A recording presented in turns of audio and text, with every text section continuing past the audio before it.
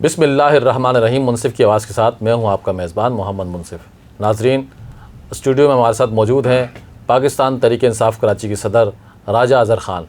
इनसे हम बातचीत करेंगे और आपको बताएंगे कि इस वक्त क्या सूरत हाल है, ख़ास तौर पर कराची में, और बानी PTI कैदी नंबर 804 के क्या हाल अहवाल हैं, क्या उनसे कोई रब्ते हुए हैं या उनकी कोई खैर ख़बर ऐसी है जो आप तक नहीं पहुँच सकी और उसको पहुँचाना लाजमी हो।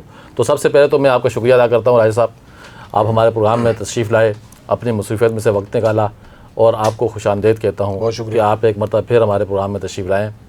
तो राजा साहब ये बताएं कि कराची में जो आपको जलसे की इजाज़त मिलनी थी उसका क्या स्टेटस है? आज कराची में जो सिंध हाई कोर्ट में उसकी प्रोसीडिंग भी हुई और मेरे ख्याल से नोटिस वोटिस हुए हैं। जी बहुत शुक्रिया मुनसिफ की आवाज़ में आज आपने मुझे दोबारा मदऊ किया और व्यूवर्स को आप हमारी आवाज़ पहुंचा रहे हैं कराची के हवाले से।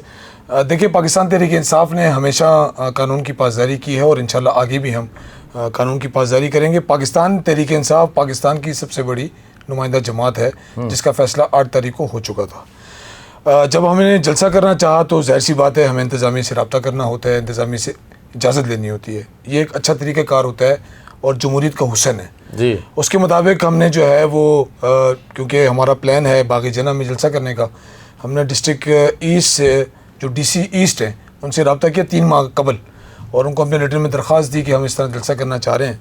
लेकिन आपको पता है कि जमहूरियत के दावेदार की हुकूमत है यहाँ पे, जमहूरियत का नाने के ख्वाबात दिखा के और लोगों को बेवकूफ़ बनाने वाले दावेदार यहाँ बैठे हैं जो जमहूरियत का नारा लगाते थे 1973 के आइन की बातें करते हैं। तो एक तरफ कहते हैं कि पाकिस्तान तहरीक इंसाफ का ख़त्म हो चुका है और दूसरी तरफ एक जलसे की परमिशन के लिए आज 3 महीने से हम रुल रहे हैं। जब हमें DC की तरफ से जवाब ना मिला तो हम अदालत चले गए, अपनी मोज़स अदालत से हमें चूँकि उम्मीदें वाबस्ता है हमारी कि हमें वहाँ से इंसाफ मिलेगा और ये तो हमारा राइट है, हर जमात का राइट है, आईनी राइट है कि वो पुरअमन एक अमन के तरीके में रहते हुए जलसा एहतजाज हर चीज़ रिकॉर्ड कर सकते हैं। जी। लेकिन आपने देखा कि 3 माह से जो है वो हमें इजाज़त नहीं मिली। कोर्ट ने भी फैसला दिया कि भाई आप इनके साथ सेटलमेंट करके 10 दिन के अंदर आप फैसला करें कि इनको कहाँ, अगर कुछ जगह चेंज भी करनी है तो उसके लिए भी हम तैयार थे। तो 2 दफ़ा मैं खुद आई विटनेस हूँ, लास्ट 3 मीटिंग्स के अंदर मैं गया हूँ। तो DC जो ईस्ट है ना वो बिल्कुल सीरियस नहीं ले रहे हाई कोर्ट को। हम जाते हैं, चाय की प्याली पे हमें टरकाने की कोशिश करते हैं, हंसते हैं, खेलते हैं, हाँ करते हैं, मतलब कोई उनको ये लग ही नहीं रहा कि हम कोई सियासी जमात हैं या चीफ जस्टिस के अहकामात उनके सामने मतलब कुछ भी नहीं है, उसकी पावर ही नहीं है। तो मैंने फिर लास्ट टाइम थोड़ा सा उनसे इजहार किया, मैंने कहा देखें एक तरफ आप हमें इजाज़त भी नहीं दे रहे, हमारे वर्करों के घरों पे रेड्स भी आप करवा रहे हैं, आपने जलसे की इजाज़त नहीं दी, आप मना कर दें, हम कोर्ट चले जाते हैं दोबारा, क्योंकि आपको तो कोर्ट ने ऑर्डर्स दिए कि 10 दिन के अंदर आपने फैसला करना है।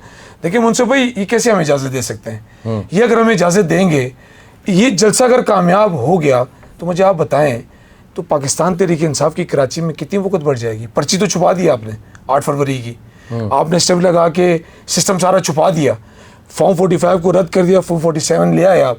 अब जलसा जब आपका कामयाब हो जाएगा तो फिर तो आप कुछ नहीं कर सकेंगे, कुछ छुपा नहीं सकेंगे। आपकी मीडिया पे पाबंदियाँ लगा देंगे, सोशल मीडिया दिखा देगा, सोशल मीडिया पे पाबंदी लगा देंगे, कोई ना कोई एक्स निकल आएगा, ट्विटर आ जाएंगे, कुछ ना कुछ तो आएगा। तो ये इनको सियासी मौत नज़र आ रही है जलसा। लेकिन चूंकि हम अदले पे भरोसा करते हैं तो इन्हें अदालत के नोटिस जारी हो चुके हैं, DC ईस्ट को और SSP ईस्ट को अदालत के हो चुके हैं, तो दरखास्त पर जी नहीं नोटिस तो इन्हें अदालत के जारी हो चुके हैं और उनसे कहा गया है कि वो खुद पेश हों 5 जून को समात है इंशाल्लाह उस केस की। तो आप देखें इंशाल्लाह दमादम मसला अंदर होने वाला है। तो अच्छा ये बताएं कि अगर आपको हतमी तौर पर, क्योंकि पहले भी सिंध हाई कोर्ट ने तो डिसीजन ये था कि भाई 10 रोज़ के अंदर अंदर जो है ना आप PTI से साथ बैठकर मुशावरत करें और इनको परमिशन दें, और अगर ऐसा अगर मुमकिन है कि कहीं किसी और मुकाम पर करनी है, ये एक्टिविटी करनी है, तो फिर उसमें भी जो है कि PTI की मर्ज़ी शामिल होना लाजमी है जी। ये मतलब वाज़े तौर पर फैसला था। बिल्कुल जी। तो अगर आप क्या समझते हैं, अभी भी अगर इंतज़ामिया अगर आपको इजाज़त नहीं देती तो अगला आपका लाया अमल क्या होगा? क्या जिस तरह JUI ने या अदर पार्टी ने अपनी सरगर्मियाँ की शहर के अंदर बगैर इजाज़त के, ये इंतजामिया ने खुद कहा है ना कोर्ट के अंदर, तो आप भी क्या बगैर इजाज़त करेंगे, जलसा करेंगे? देखिए, हर सियासी जमात के पास प्लान बी तो होता है, लेकिन डेफिनेटली हम जिस पार्टी के अंदर हमारी तरबियत है वो कानून को हाथ में ना लेने वाली चीज़ हमारे पास नहीं है। हमसे उन्होंने 5 जगह ली हैं। मैं आपको ये भी बता दूं आपके इस चैनल के तवज्जो से, जो हमारी लास्ट मीटिंग हुई थी उन्होंने हमसे 5 मुख्तलिफ प्लेस भी मांगे हैं, हमने उसमें भी कोऑपरेट किया है। अच्छा, कि जी चले, अगर आप यहाँ पे आपको कोई प्रॉब्लम है, बाकी जना आपको पता है कि एक ही पार्टी थी जिसने भरा था, उसके बाद दीगर सियासी जमातें भी वहाँ जाना शुरू कर दिया। चलान फीस देने को हम तैयार हैं, उस बाकी जना की फीस है बाकायदा, 7 लाख रुपए का चलान भरना पड़ता है। 7 लाख रुपए का? जी, उस जगह का चलान भरना पड़ता है आपको, और 4 लाख रुपए आई थिंक कोई श्योरिटी देनी पड़ती है, सिक्योरिटी। तो हम तो हर चीज़ के लिए तैयार हैं। हमने DC ईस्ट को 4 मुख्तलिफ मकामात भी दे दिए। उन्होंने हमसे कहा जी आप शराबकोट का कोई एक गोट है, कोई नूरियाबाद के पास, मतलब इतनी आप देखें कि इतने बुखलाहट का शिकार है। शराबकोट से भी नूरियाबाद के पास कोई जंगल है, मतलब वो हमसे कह रहे जी वहाँ जाके आप प्रोग्राम कर लें। देखें, हम तो प्रोग्राम कहीं पे भी कर लेंगे। कराची के अंदर क्या है, बिलावल जरदारी को कौन सी सियासी मौत आ रही है, मुराद अली शाह को कौन सी सियासी मौत आ रही है, करें ना, दिल बड़ा करें, दें हमें, हमारे चैलेंज को कबूल करें। हमें तो सिर्फ सिक्योरिटी देनी है ना उन्होंने। अच्छा, मुझे समझ नहीं आ रही, पाकिस्तान तहरीक इंसाफ के लिए पूरे पाकिस्तान में दहशतगर्दी है, बाकी किसी जमात के लिए दहशतगर्दी नहीं है। ये बड़ी हैरत तो इस दहशतगर्दी को रोकना किसका काम है? मुंसफ भाई सर आप बता दें, हो सकता है मैं तो सियासी कारकुन हूँ, बिल्कुल, तो मैं गलत बयान दे दूं। नहीं, ये तो रियासती अदालों का काम है ना, उनका काम यही है कि भाई इन चीज़ों की बिल्कुल नहीं करें या उनको रोकें। अगर उनके पास ऐसी कोई इन्फॉर्मेशन है जी तो वो इकदाम करें। तो ये इन्फॉर्मेशन उन्होंने दी मुझे, उन्होंने कहा जी दहशतगर्दी का खतरा है। तो क्या JUI के लिए दहशतगर्दी का खतरा नहीं है? क्या जमात इस्लामी शार फैसल पे प्रोग्राम करती है उनके लिए खतरा नहीं है? उस दिन हमारे जैसे मरवा साहब आए थे शार फैसल पे, हमारी रैली थी, उस दिन मुस्लिम लीग अवामी ने जो है ना वो प्रोग्राम कर दिया शार कायदीन पे बगैर परमिशन के। हमसे तो कहा गया परमिशन नहीं आपके पास, उनका बाकायदा ट्रक लगवा के, कनाते लगवा के उनकी जो है ना उनका जलसा हो गया। साहब, ये बात तो मैं आपसे हटकर भी अपने प्रोग्राम में अपने व्यूअर्स से मैं कह चुका हूँ कि सियासी सरगर्मी हर सियासी जमात का हक है, और सियासी सरगर्मी से हटकर भी अगर हम बात करें, इस शहर कराची के अंदर ये PSL के मैचेस होते हैं जी, पूरा शहर बंद कराना अगर होता है तो वो बंद कराते हैं। इस शहर के अंदर हाई प्रोफाइल पर्सनैलिटी अगर आती है बैरून मुल्क से कोई, तो पूरा शहर में तातील का ऐलान किया जाता है। ये तो मैं आपसे हटकर ही बात कर चुका हूँ, लेकिन मैंने ये कहा है कि आपने कोई दूसरा लायामल क्या इख्तियार किया है अगर परमिशन नहीं देते। जैसे आपने कहा भी है कि हर सियासी जमात के पास प्लान बी होता है, तो आपके पास जैसे आपने कहा कि भाई हमने इंतजामिया से 5 मुख्तलिफ जगहें भी शेयर की हैं, लेकिन वो आपको जो है कि सुराबगोड में फेंक रहे हैं कि आप सुराबगोड नूरियाबाद से आगे जाके करें, जहाँ से मतलब आपको अगर कोई लॉन्ग रूट पे जाने वाली जो गाड़ियाँ मुसाफिर की कराची टू हैदराबाद या अदर एरिया की तरफ, वो आते जाते मुसाफिर ही आपको देखेंगे आपके प्रोग्राम को।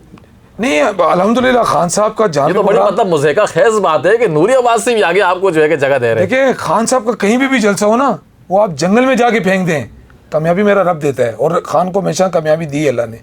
हमें कोई डर नहीं है वहाँ पे भी जाने का। अच्छा, मैंडेट हमें कराची में मिला है, नूरियाबाद में नहीं मिला। हम मैंडेट के ऊपर आ रहे हैं, खान साहब की रिहाई के हवाले से हमें पुरअमन जलसा करना चाह रहे हैं। कराची पहला हमारा राइट है, कराची से तमाम सियासी तहरीकें, बड़ी बड़ी तहरीकों का आगाज़ हुआ है। पाकिस्तान तहरीक इंसाफ ने क्या कसूर किया है? सिर्फ ये कसूर किया कि डट के खड़े हैं, सिर्फ ये कसूर है कि आज़ाद उम्मीदवारों को पाकिस्तान की गयूर आवाम ने वोट दिया है, आज़ाद उम्मीदवारों को।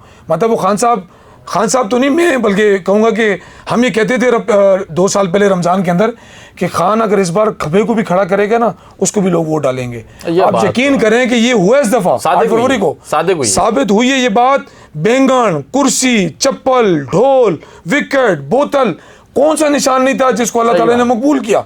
तो खमे की मिसाल हो गई ना। तो मैं आपके इस चैनल के तवज्जो से वज़ीर आला सिंध साहब, आपकी इंतज़ामिया से गुजारिश करता हूँ, हम जमहूरियत पसंद लोग हैं, हम आपके मिनिस्टरों की तरह पैं करने वाले नहीं हैं, जो अमन-अमान पे बात नहीं करते, जो सुबह उठते हैं तो इमरान खान कहते हैं, जो दिन को बैठते हैं खाने पे तो इमरान खान को याद करते हैं, जो रात को सोते हैं तो इमरान खान का जिक्र करके सोते हैं। इनको कहें इमरान खान से हट जाए।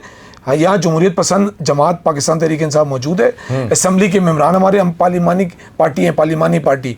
आप हमें जलसा करने की इजाज़त दें और सिक्योरिटी भी दें, ये आपकी जिम्मेदारी है।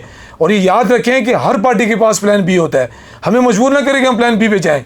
जलसा हम करके दिखाएंगे, लेकिन चूँकि अभी ये कोर्ट का मैटर है, हम कोर्ट के एहतराम की वजह से रुके हुए हैं।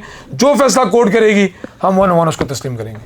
अच्छा ये बताएं कि राय साहब बहैसियत सदर कराची पाकिस्तान तहरीक इंसाफ ज़िम्मेदार होने के नाते इस दौरान जो है या अभी आजकल में खान साहब से कोई रब्ता किसी किस्म की कोई पैगाम पहुंचा है या दिया गया है या कोई मुलाकात का सिलसिला बना है या बनने जा रहा है, तो क्या कोई ऐसी खबर है जो व्यूवरशिप से अपना हमारी शेयर करें आप? देखिए मुश्किलात तो हैं क्योंकि हमारी तो मुलाकात नहीं है, लेकिन हमारी जो कोर कमेटी के मेम्बरान्स हैं, पॉलिटिकल जो हमारी कमेटी है उनकी मुलाकातें होती हैं। हमारे कुछ लॉयर्स हैं, उनकी हफ्ते में एक दिन मुलाकात होती है, फैमिली से एक दिन मुलाकात होती तो है। पैगाम दें खान साहब, क्या पैगाम देते हैं अपने कौम के नाम? देखिए खान साहब क्यों पैगाम देंगे, वो हमारे मुल्क का, पूरी दुनिया का मैं समझता हूँ कि एक गैरतमंद लीडर है।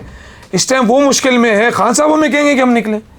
क्या खान साहब हमें कहेंगे कि जी आप जो है ना मेरी तहरीक चलाएं? ऐसा नहीं है, ये हमारा फ़र्ज़ है, हमें उस लीडर की ज़रूरत है, पाकिस्तानी कौम को ज़रूरत है। मैंने तो मैसेज अपनी मरकज़ी लीडरशिप को दिया है। लाज़मी नहीं है कि तहरीक मैंने कोई भी पैगाम हो सकता है। देखें खान साहब का पैगाम तो एक तो क्लियर है कि हमने झुकना नहीं है, हमने बिकना नहीं है सिवाय अल्लाह के। हाँ ये बताया ना, हमने झुकना नहीं है, हमने बिकना नहीं है, और नाम बिके सिवाय अल्लाह के। अल्लाह ही वो ताकत है जो हमें हमें ज़मीन के अंदर भी ले जा सकती है, हमें इज़्ज़त और ज़िल्लत भी दे सकती है, और उस पर आज दिन तक हम अल्हम्दुलिल्लाह खड़े हैं। 21 अगस्त को मैं अरेस्ट हुआ था, हमारे वर्कर्स 9 मई को अरेस्ट हुए थे, सब अल्हम्दुलिल्लाह वर्कर्स सतह पे जो लोग हैं हमारे, वो आज दिन तक कायम मुदायम हैं। खान साहब की रिहाई के लिए हम एफर्ट्स कर रहे हैं। कराची प्रेस क्लब की बाहर भी हम बैठे हैं इस सख्त गर्मी के अंदर। हमारी माएँ बहनें, ये एक मैसेज है मुझसे, भाई ये इमरान खान के ऊपर एहसान नहीं कर रहे, हम पाकिस्तानी कौम को उसकी ज़रूरत है। खान साहब ने कहा है कानून हाथ में नहीं लेना, पुरअमन रहना है, अपने मुल्क की कदर करनी है, अपने मुल्क के इदारों की कदर करनी है। कुछ चंद होते हैं, चंद काली बेड़ें होती हैं हर इदारे के अंदर, उनको एक्सपोज करना है, उनको सज़ाएं दिलवा के छोड़ना है, लेकिन कानून के इदारे में रहते हुए। मैं अपनी पाकिस्तानी कौम को सिर्फ एक पैगाम देना चाहता हूँ, हम सब ने पुरअमन रहना है, लेकिन तैयार रहना है। अडयाला जेल की तरफ रवानगी का वक्त आने वाला है, किसी भी टाइम कॉल आ सकती है। अच्छा। हम सब ने ज़हनी तौर पर तैयार रहना है, पुरअमन तरीके से निकलेंगे। रास्ते में जो रुकावट डालेगा वो ख़ुद उसका ज़िम्मेदार होगा। पुरअमन जाएंगे, पुरअमन वहाँ जाके मैसेज अपना रिकॉर्ड कराएंगे। खान साहब की रिहाई तक फिर अडयाला जेल बैठना पड़ा, बैठेंगे। खान साहब की रिहाई तक वहीं पुरअमन रहेंगे। अगर किसी ने मस्ती करने की कोशिश की तो अपना सेल्फ डिफेंस भी इंशाल्लाह करेंगे। अच्छा आखिरी सवाल आपसे छोटा सा मुख्तसर सा जवाब दे दें, हमारे व्यूअर्स के टाइम जो है कि ख़त्म होने जा रहा है प्रोग्राम का जी। ये बताएं कि कुछ बाज़ मुक़्तदर हलकों की तरफ से इस तरह की ख़बरें या चहमुगैयाँ हो रही हैं कि खान साहब के बेटों से कोई राब्ते हुए हैं हुकूमती सतह पर, कि उनके ज़रिए जो है खान साहब से ये कहलवाया जाए कि बस अब मुज़ाकरात करें आप, उनके ज़रिए यानी कि मजबूर किया जाए। कोई ऐसी इस बात पे कोई सदाकत है, कोई ऐसी चीज़ है तो वो भी बताएं। देखिए इन पे तो किसी किस्म का भरोसा नहीं किया जा सकता, हो सकता है ये पहुँच भी गए हों। अच्छा। लेकिन वो इमरान खान की औलाद हैं, बीवी को मना नहीं सके, बीवी का रिश्ता पहले आता है फिर औलाद आती है। बीवी को नहीं मना सके, बहनों को नहीं मना सके, करीबी दोस्तों को नहीं मना सके, जिनको मनाने की कोशिश की वो पार्टी छोड़ के चले गए। तो वो इमरान खान के गैरतमंद बेटे हैं, उनको भी पता है कि हमारे बाप ने पाकिस्तान कबूल किया था, इंग्लैंड को साइड कर दिया था, पाकिस्तान की दौलत को कबूल कर लिया था कि पाकिस्तान मेरी माँ है। अपनी बीवी को उन्होंने से किनारा कशी कर ली थी सिर्फ अपने मुल्क की खातिर।